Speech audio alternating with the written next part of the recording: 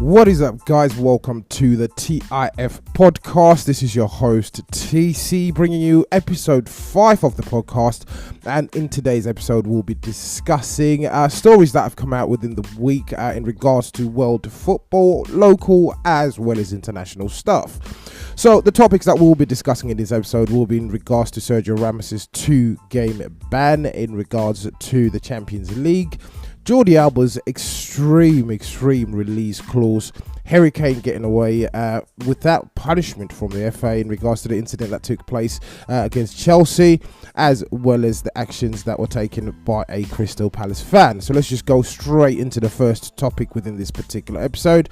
So Sergio Ramos, he's like Marmite, of course. He splits opinion. Fantastic footballer, of course. Will do absolutely anything to win. Born winner, absolute champion, has pretty much won absolutely everything available to offer within world football. However, recently during a tie against Ajax in the Champions League in the last 16, he basically came out after the game and admitted that he actually committed a foul on purpose. So of course, as a defender, as a footballer, you will do absolutely anything to obviously make sure the other team doesn't score. We know of the term tactical foul, and I do believe this is what this was. However, for one to come out and actually state and claim that they did it on purpose, essentially snitching on themselves. This is what Sergio Ramos did. It meant that he would have missed the next game against Ajax, which was the second leg, because that would have been his 5th yellow card, I do believe, or something along those lines. But for him to then come out and state that he'd done that deliberately to the press, to the world media, which meant UEFA picked this up and they were scrutinising it with a fine comb, it was absolutely abysmal and stupid on his behalf. And the statement that he did make after the game was, "I'd be lying if I said I didn't force that booking." Essentially, that's admitting that he's deliberately done it. Of course, there was a tactic behind it, which meant that he wouldn't miss any more important fixtures along the way within the Champions League. Of course, it is getting more and more crucial in regards to the games that will be coming up for Real Madrid in this particular competition. But to go out and actually report on yourself, that's absolutely terrible. So UEFA, what UEFA has done, have slapped on a further 1 more game ban on the ban that he actually had from picking up these yellow cards. Does he deserve it? Yes, of course. And basically, that was absolutely disgusting. It's a form of cheating, I do believe, and it shouldn't be condoned. And I do believe UEFA should have slapped on a much bigger ban on him.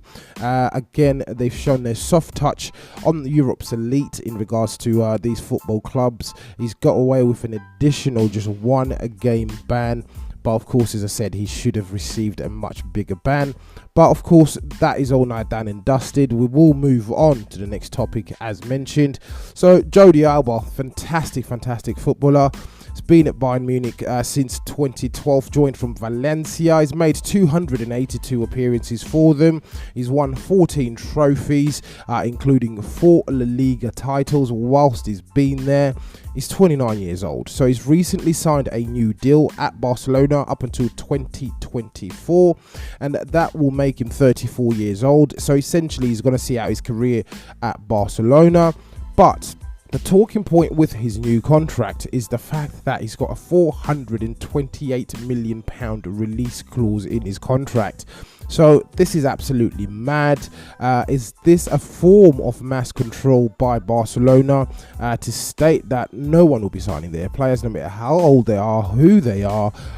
It's just essentially sending out a message to other teams, I do believe, from Barcelona to say, you will not be signing our players. £428 million as a release clause is absolutely ridiculous in my opinion. No one's going to fork that out for a 30-year-old, really.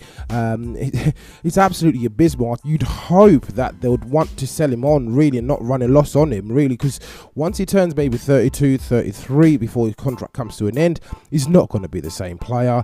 If you include that release clause, then teams will be deterred. However, if they want to sell, they can obviously sell at a price that they want to sell at, but it's absolutely ridiculous. Is he that good?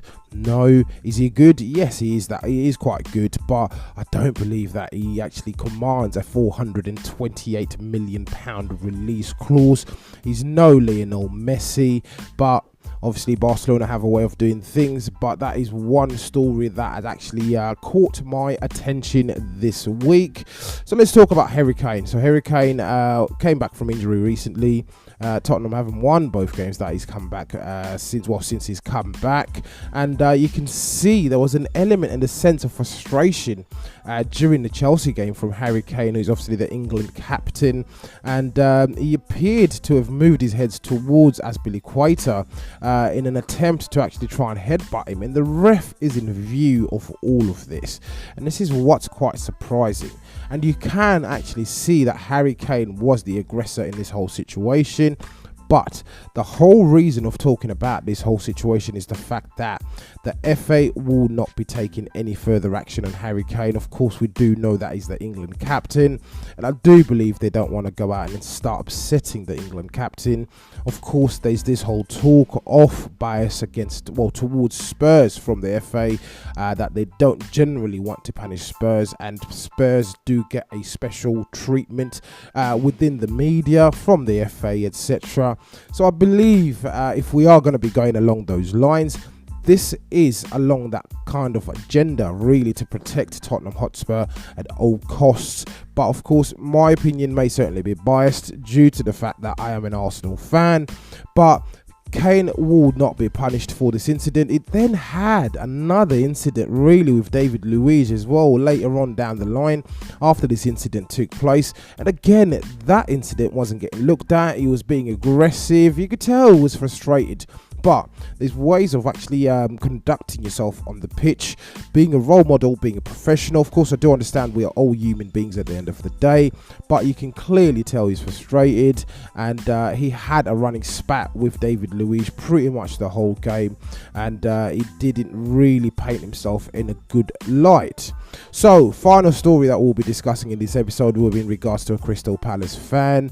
Of course, we know football fans are quite, or can behave in odd ways at times. So during the Man United game, there was a Crystal Palace fan that was caught in the crowd. So you do know about the Munich disaster that affected Man United a number of years ago.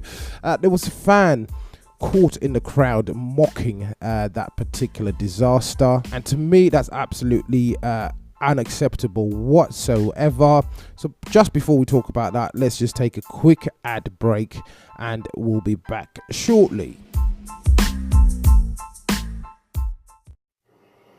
So, I love creating content in general. As you may all know, I've recently started this TIF podcast. Have you ever thought about starting your own podcast? When I was trying to get this podcast off the ground, I had a lot of questions. How do I record an episode? How do I get my show into all the apps people like to listen? How do I make money from a podcast? Which is one of the key questions people tend to ask themselves before they take the plunge to actually starting a podcast. The answer to every one of these questions is really simple. Anchor. Anchor is a one-stop shop for recording, hosting, and distributing your podcast.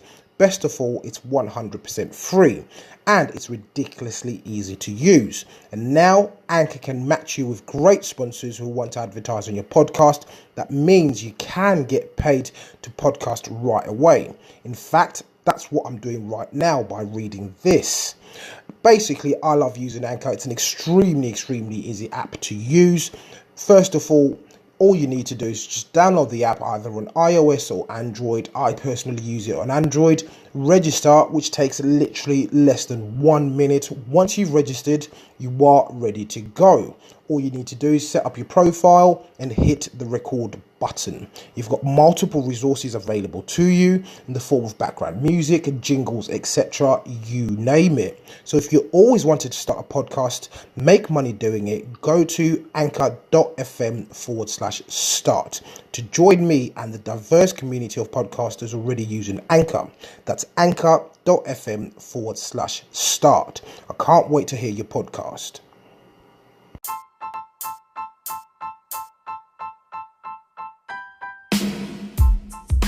Welcome back to the TIF podcast, episode 5. It's your host TC, and just before we went to the break, we were talking about the Crystal Palace fan that was mocking the Munich disaster to the Man United fans. Of course, Man United fans are not liked up and down the country.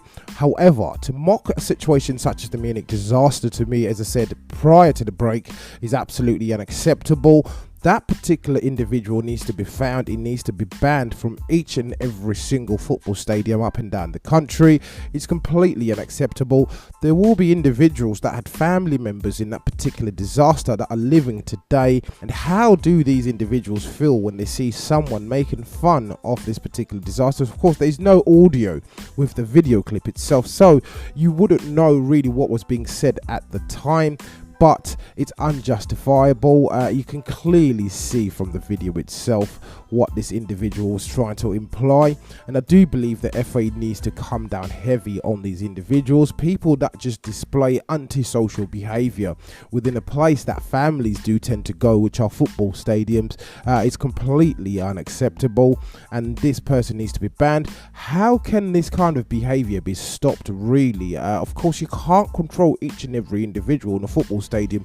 On average in the Premier League, there would be roughly about 20,000 people in one location at one given time, so it's an extremely difficult job to actually police. I do understand. However, it's what happens after that certainly will send out a message to anyone who wants to obviously misbehave. So of course, we do know in most cases these individuals will be influenced by alcohol, and alcohol will certainly play a part in the actions that they're actually carrying out, but still, that is not a good enough excuse, and the FA and the Premier League clubs do certainly need to come up with a way of actually trying to stamp out this kind of behaviour. And recently we've also seen a rise in sort of racist incidences as well within the Premier League stadium, and again, that's something that needs to be dealt with. Of course, you'd think in 2019 these kind of behaviours will not exist, but it still happens. Of course, we do know that there are some silly, stupid individuals out there, and again, you can't control the actions that people carry out, but it's up to the FA to educate people, police this kind of behaviour, and make sure that adequate punishments or reprimands are handed out after these actions have taken place. So as usual, thank you so much for listening to the TIF podcast. This has been episode 5. If you are listening to on whatever platform you're listening to, do make sure that you leave us a review, and make sure that you subscribe to the podcast on whatever platform you're listening to, so that you don't miss any future episodes. So once again, thank you for listening to the TIF podcast.